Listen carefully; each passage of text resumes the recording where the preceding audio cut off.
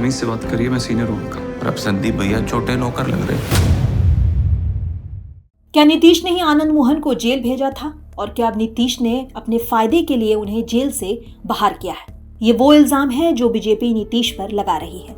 जी हाँ, आनंद मोहन जब से जेल से बाहर आए हैं तब से बिहार में आनंद मोहन को लेकर सियासी पा रहा है। आनंद मोहन के बाहर आते ही बीजेपी ने कहा था कि यादव मुस्लिम समीकरण को ध्यान में रखते हुए नीतीश कुमार ने आनंद मोहन को जेल से बाहर किया।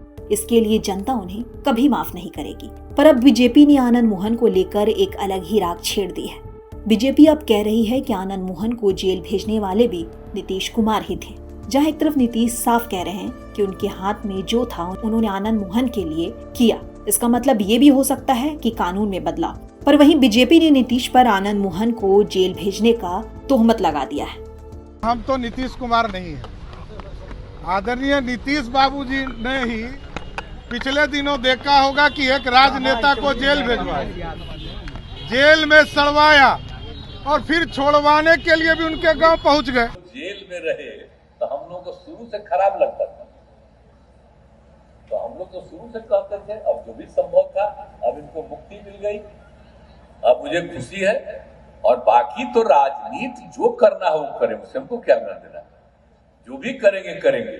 लेकिन आपने बताया कि यहाँ की कुछ समस्याएं ये हैं, तो निश्चित रूप से आप आइए, और आप जब आइएगा तो जो भी हम लोगों से संभव होगा, सब मदद करेंगे, हम लोग करेंगे। लेकिन आपको जो भी राजनीति करना होगा राजनीति कीजिएगा, लेकिन हमारा तो रिश्ता दूसरा ना है जी, तो इसीलिए हम तो अपना रिश्ता बना के रखें।